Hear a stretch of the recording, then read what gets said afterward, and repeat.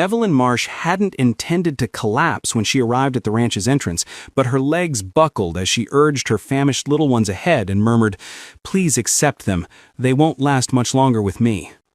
Caleb Rock, the struggling rancher, battered by countless lean years, halted at the vision. He'd witnessed famine in the past, but never a parent pleading to part from her very own blood. "Ma'am," he replied cautiously, "that's not a choice I'd ever make." Evelyn attempted to rise, stumbled once more. She clutched Lucy and Tom tightly, as if bracing for someone to wrench them from her grasp. "I can't nourish them any longer," she confessed, her voice raw. "You appear sturdy enough to attempt it." Caleb almost chuckled at the notion. Sturdy wasn't a term folks applied to a cattleman. Just one poor yield from forfeiting it all, yet the manner in which her daughter gripped her hem and her son's sunken gaze turned ridicule into something profane. He knelt nearby, offering his name gently so as not to alarm the youngsters. "I'm Caleb Rock. I manage this spread by myself." His palm lingered in the air, unintrusive. He knew that expression in Evelyn's gaze, the very one he'd glimpsed in bereaved women after tempests or infernos, the expression of a soul steeling for the inevitable strike. "Please," she breathed, "take them, only them." "No," Caleb stated it with such resolve it jolted her. "If they remain, so do you." Evelyn shook her head fiercely. "I won't become a liability. My husband, he—" She faltered, remorse strangling her words. But Caleb comprehended. Fellows who shattered more than they constructed left scars that lingered. "You're trembling," Caleb observed. "The children are chilled to the bone. Come in, there's soup. Not abundant, but it's warm." Evelyn wavered, as if crossing that doorway would demand more than she possessed. She regarded her offspring. Lucy's lips had turned pale blue. Tom mewled for a sip. Dignity held no sway now. Within the modest, rugged dwelling, Caleb ladled the remnants of his thinned-out stock into 3 mugs. He skipped his own share. Evelyn observed. She resented that she observed. "I didn't arrive to pilfer from you," she declared, fingers wrapped around the vessel, yet not sipping. "I came because my options vanished." "Then you found the proper soul," Caleb responded. "I'm short on options too." Their gazes locked, hers brimming with regret, his brimming with resolute compassion. When Tom drifted off against Caleb's torso, Evelyn jolted once more, not from dread, but from beholding a stranger cradle her boy as if he were precious. "You can linger till morning," Caleb suggested, smoothing the cover of the lad. "Come dawn, we'll plot the path ahead." Evelyn gulped. "I can depart at first light. Just allow the little ones to slumber." Caleb rose, weariness etching deeper grooves around his lips. "Mrs. Marsh, if anyone's departing at sunrise, it won't be you." In the hush that ensued, optimism and alarm intertwined so intimately they blurred into one. Evelyn Marsh, roused before the sun crested, resolved to settle what she viewed as an obligation. The bereft woman had endured too many moons hearing she contributed not worthwhile, and she refused to burden yet another fellow with her young. Thus she crept from Caleb Rock's abode, intent on stacking kindling despite her quivering limbs. Caleb, the beleaguered herder, a vigilant dozer from seasons of safeguarding his scant holdings, caught the faltering squeak of frost beneath boots and emerged precisely in time to witness Evelyn teeter. She leaned against the splitting log, chin set, feigning vigor she lacked. "You needn't bother with that," he said, closing the gap in a pair of swift strides. "You're scarcely upright." Evelyn tensed. "I can labor. I've always managed. I won't accept your provisions without earning them." Caleb refrained from contact, merely positioned himself to catch her if she toppled. "Resting carries no disgrace. Your young require you solid more than I crave logs." The sentiment wounded deeper than it soothed. Evelyn wasn't accustomed to tenderness. It left her vulnerable, and vulnerability struck as perilous. She parted her lips to protest, but a faint timbre from the threshold halted her. "Mama." Lucy, 7 summers young, unusually subdued for a girl, observed them with concern in her stare. Her slender limbs encircled her frame as though perpetual chill clung to her. Evelyn summoned a grin. "Head indoors, darling. I'm all right." But she wasn't, and Caleb perceived it. He ushered them both within, eased Evelyn into a seat, and ignited the range for tea. He offered no sermon, no sympathy. He simply proceeded with the subdued assurance of one who dwelt solitary too long, discovering that nurture required no oration. Lucy edged nearer, timid yet intrigued. Caleb lowered to her stature. "Your sibling still dreaming?" She dipped her head. "Tom hacks through the dark." Evelyn winced. She'd exhausted every remedy. Damp rags, heated rocks, supplications, and yet her 4-year-old heir roused gasping. Remorse lodged thick in her gullet. When Tom's hacking intensified that midday, Evelyn's alarms surged. She hastened to his pallet, palms fluttering as she tested his brow. "He's aflame," she uttered. Caleb knelt alongside. "Permit me to check." Tom extended toward the herdsman on impulse, startling them equally. Caleb hoisted the wee lad to his breast and swayed him softly, a gesture untouched since his infant sibling's ague ages past. Evelyn beheld, divided betwixt thankfulness and mortification, an outsider tending finer than she might. It mirrored defeat. Caleb seemed to divine the notion. "You didn't summon this. Want gnaws at the young. He craves heat and repose." The comfort splintered her poise. "I oughtn't be here. You scarcely sustain yourself." "Perhaps," Caleb conceded, "but that doesn't compel you to flee." Evelyn blinked. "I wasn't." "You were," he noted plainly. "I caught you bundling your belongings ere the sky lightened." Her respiration snagged. He'd overheard all. Ere she could retort, Tom's gasps steadied, his diminutive fist clutching Caleb's collar like a lifeline. Caleb offered a subtle grin. "Observe, he's sturdier than he seems." Evelyn swallowed roughly. "I can depart on the morrow once he's mended." Caleb straightened, boy in arms. "Mrs. Marsh, if you stride forth deeming yourself an encumbrance, that would truly weigh upon me." Evelyn averted her eyes, moisture welling. Caleb spoke no flowery phrases, but his intent rang true. And for the first occasion in moons, she pondered not flight, but footing firm.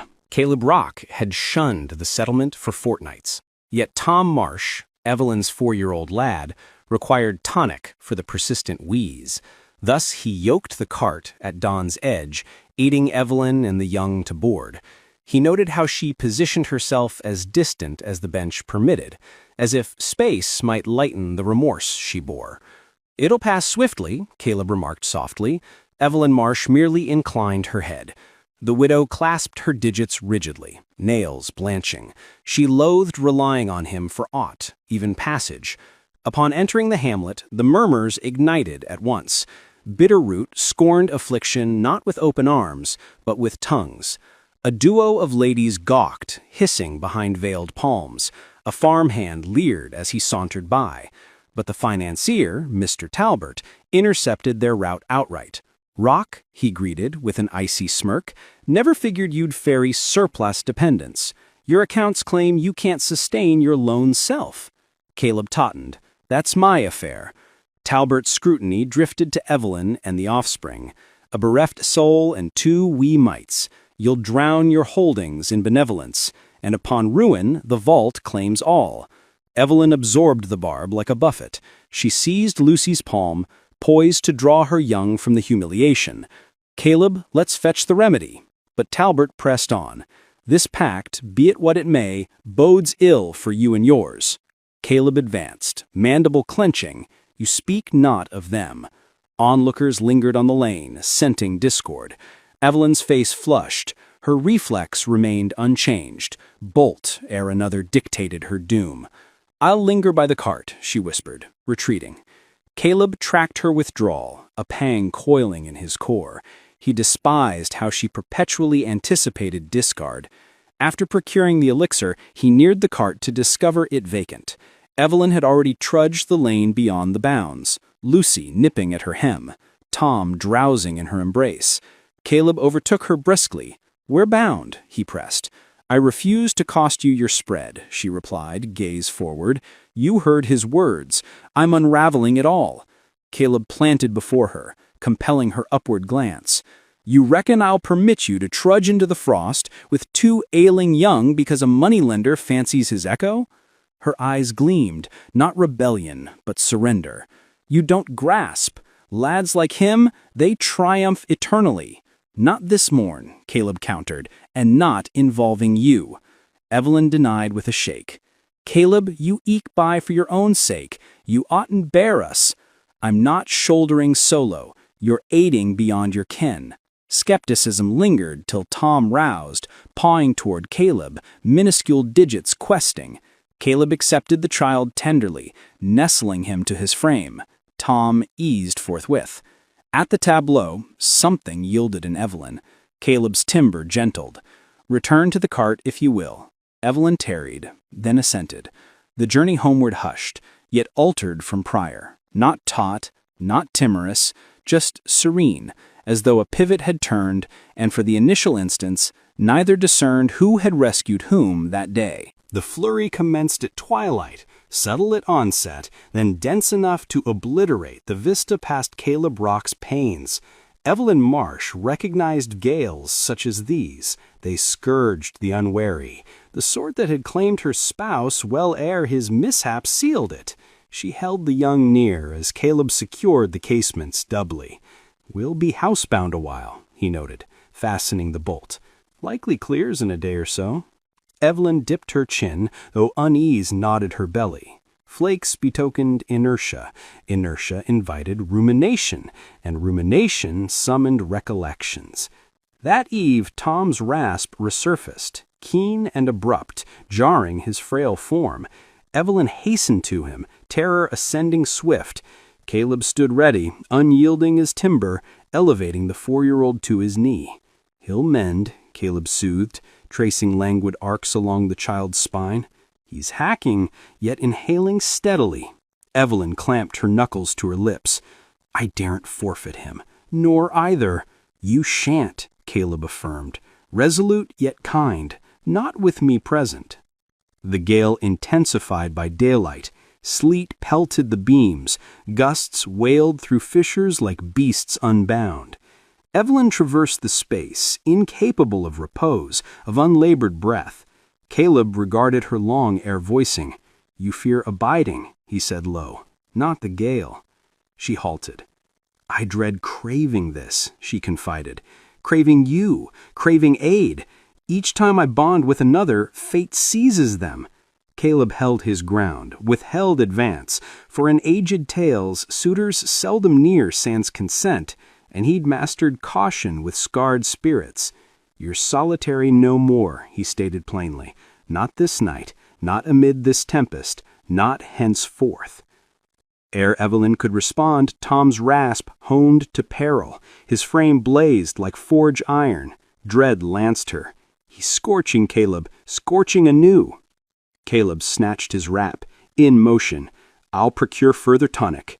"You mustn't venture there," Evelyn implored. "You'll perish in the freeze." He lingered solely to hold her stare. "I'd brave fiercer for that lad." And forth he plunged, engulfed by pallor. The spans elongated like eternities. Evelyn perched by Tom's flank, dabbing his temple, intoning pleas unspoken since girlhood. Lucy nestled to her, quaking. When the portal flew ajar at last, Caleb staggered in. Frost rhymed his garb. Limbs quivered from bite, yet grasped firm on the vials. Evelyn steadied him by the arms as his stance yielded. "I warned you against it," she said, timber fracturing. Caleb mustered a wan curve. Warranted. She aided him to the settle, swathed him in quilts, and for the premiere across the season, permitted tears unbound, not from alarm, but the heft of one electing them. Later, as Tom's heat ebbed and Caleb's tremors waned, Evelyn perched opposite by the hearth. The maelstrom thundered without, yet the abode brimmed with stillness. "I dreaded craving you," she uttered gently. "Yet this night I discerned I already do." Caleb met her with a glow unshielded. "Well," he replied, "for I crave you likewise." For the premiere across the season, the tumult beyond felt no foe. The true peril, the qualm within, had commenced its melt. When the season's vice at last relented on Caleb Brock's acres, the ranch seemed nigh alien. The realm had tilted overnight. Thaw birthed slushy trails. The vault softened from pitiless, and breezes wafted damp loam over dread. Evelyn Marsh ventured the veranda one dawn with Lucy and Tom, beholding dawn gild a domain no longer mere haven. She cast to Caleb, mending a fractured rail, laboring with measured poise, frame eased for the first since their encounter. It dawned on her how innate he appeared amid solace, how profoundly the frost had hewn till verity endured. "You're stirring betimes," Caleb observed, arching a playful brow. Evelyn lifted a shoulder. "Slumber flees when existence ceases assault." He rumbled a deep, resonant note she suspected eternal. Their hours wove a cadence no longer mere endurance. Evelyn aided in stitching barriers, sowing nascent yields. She recalled her sire's tutelage on vernal tilth, and astonished Caleb with her field poise. Meanwhile, Caleb hewed down boughs, sealed the eaves, and schooled Lucy in sound lashings, while Tom shadowed him omnipresent. It remained unpolished, yet shed raw exigency. Yet the hamlet menace persisted. One noontide, the lender, Mr. Talbot, approached the rutted trail, ledger in tow, that identical haughty scowl. Caleb advanced, frame shielding sans ostentation. Talbot scanned the restored bounds, the tilled loam, the emblems of renewal. "Scarcely anticipated advancement," he yielded reluctantly. "Believed harboring waifs would doom you." Evelyn braced, but Caleb forwent retort. "We're faring," he stated level. Talbot leafed his tome, then snapped it shut. "Rock, you're tardy, yet salvageable. I'll prolong your term." His glance skimmed Evelyn. "Evidently you've assembled labor." Caleb's mandible firmed. "Evidently I've forged a hearth." Talbot forwent dispute. He wheeled and departed, trailing grit and the subtle aura of conquest. That gloaming Evelyn strolled the sward with Caleb, the young pursuing athwart. Twilight sloped, bathing all in amber, the rails they'd bound, the plot they'd seeded, the existence they molded. "You redeemed us," she murmured. Caleb negated. "Evelyn, reckon I truly lived ere your arrival. I merely inhaled. You and the young bestowed purpose worth toil." She paused, inhalation seizing. His candor pierced keenest. "Caleb," she ventured, timber quivering faint, "I can't divine our morrow, but I know I shan't forsake what we've unearthed." He neared, scant space betwixt. "Then linger." Evelyn lifted to him, truly beheld, and sensed a fragment alight within, a shard adrift since calamity's dawn. "Asking me to abide," she whispered. Caleb loosed a measured sigh. "Asking you to abide as consort, as peer, one I select, who selects me." Her reply flowed unbidden. "Yes," she exhaled, "I'm selecting you." Lucy shrilled afar, Tom chortled. Zephyr stirred the blades like a claim.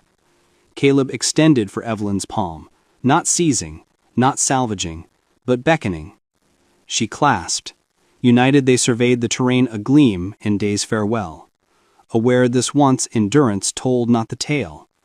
The tale was the existence they'd erect abreast, valiant enough to endure. Friends, if you enjoyed this story, visit my YouTube channel for more interesting and emotional videos. The link is given in the description and in the bio. Just tap and explore more content like this. And yes, if you subscribe to the channel, it makes me truly happy and motivates me to create better stories for you every day. Your support means everything. If you want to help us grow even more, you can also send stars. Each star is a huge encouragement for our work. Thank you so much for watching and supporting.